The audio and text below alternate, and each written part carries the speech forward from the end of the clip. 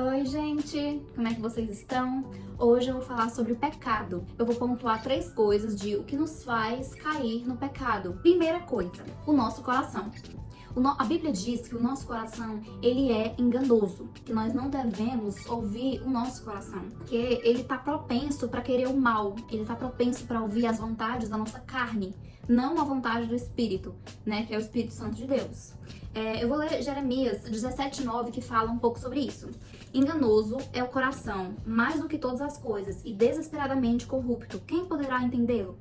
Esse versículo fala que nosso coração, ele é enganoso e ele está propenso para querer o mal, para desejar coisas momentâneas, coisas rápidas, desejar coisas que não vêm de Deus, que não vêm dos céus. Nosso coração, ele está inclinado para o mal porque lá na época do Jardim do Éden, do início da humanidade, que Deus criou Adão e Eva comeu o fruto proibido. A partir desse momento, o pecado entrou no mundo. E a partir do momento que o pecado entrou no mundo, nosso coração foi corrompido pelo pecado. Então, a gente fica querendo fazer o mal. Por isso que a gente fica querendo fazer coisas que não agradam a Deus.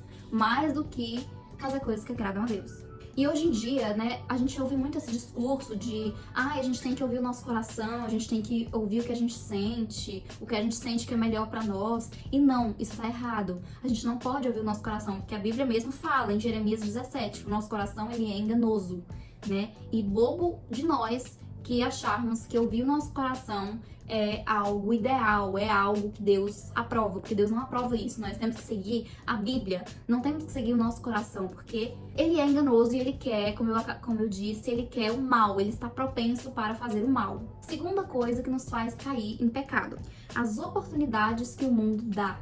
O mundo, ele tá totalmente sujo pelo pecado. O mundo tem como padrão de vida, como padrão de prazer, tudo diferente de nós cristãos. Então a gente não pode se comparar às pessoas do mundo. A gente tem que ter cuidado quando estamos rodeados de pessoas do mundo, porque o padrão de vida do mundo é totalmente diferente do nosso padrão. E tem que ser diferente. Nós temos que buscar ser cada vez mais diferente do mundo. As coisas que as pessoas do mundo fazem, gostam e acham certo. As oportunidades que o mundo dá, ele pode ameaçar a nossa identidade como cristãos, porque a partir do momento que o mundo ele dá oportunidades, a gente pode pensar naquilo e acabar caindo em tentação, caindo na lábia do mundo, das coisas do mundo, nos prazeres momentâneos do mundo. É porque tudo que o mundo oferece é momentâneo, todo tipo de prazer que o mundo dá é momentâneo.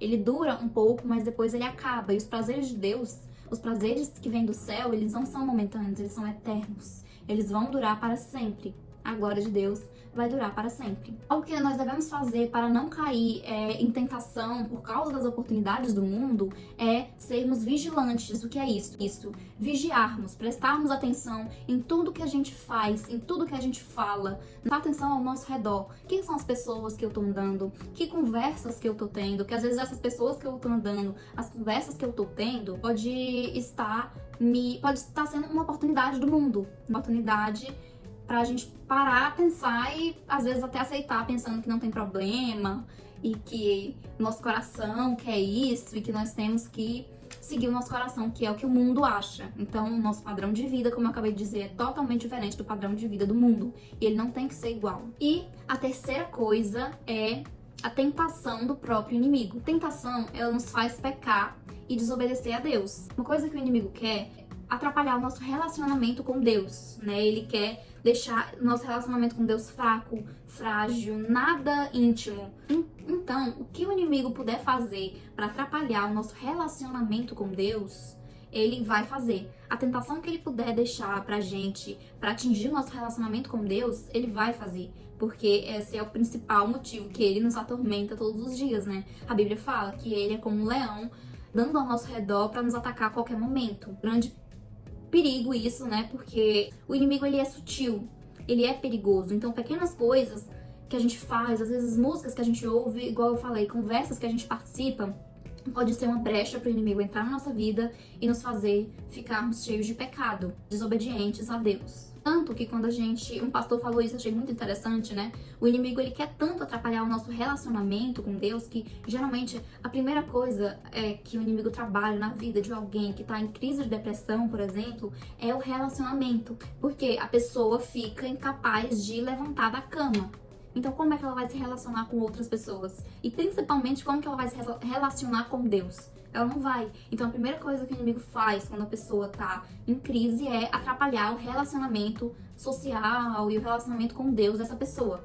Então, o inimigo, ele realmente quer atrapalhar a área da nossa vida de relacionamento com Deus e com as pessoas também. E igual eu falei, né? O inimigo pode muito dar uma tentação pra gente de forma sutil, para nós cairmos do pecado, né? De forma sutil, de forma enganosa, de forma persuasiva. Então, a gente tem que estar sempre vigilantes, né? E prestando atenção nas brechas que o mundo dá. Então, o que a gente pode fazer para a gente não cair nessas tentações do inimigo? A gente tem que estar lustrado com a palavra de Deus.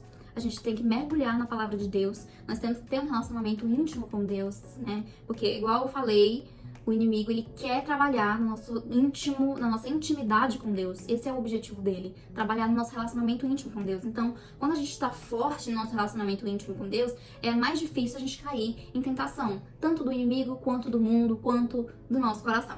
E não só ler a Bíblia.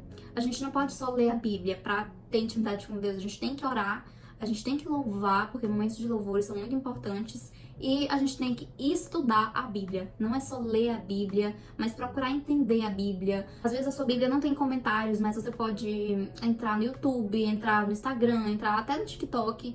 Tem pessoas falando sobre vários livros da Bíblia, sobre capítulos da Bíblia que podem te explicar mais profundamente, né? O do porquê que aconteceu aquela coisa e qual é a lição por trás do capítulo da Bíblia que você está lendo e tudo mais. Então, a gente tem acesso ao ouro que é a internet. Então, a gente pode sim estudar a Bíblia pela internet. Então, é um bom canal se a sua Bíblia não tem comentários nem estudos mais aprofundados, né? Porque só ler não adianta. Tanto que tem um exemplo que fala que não adianta você só ler a Bíblia depois esquecer o que você lê. Porque é igual você se olhar no espelho no início do dia e minutos depois esquecer a sua imagem no espelho. O que adianta? Não adianta nada. Se você não lembrar como é que tá o seu cabelo, como é que tá o seu rosto, como é que tá a sua roupa, não adianta.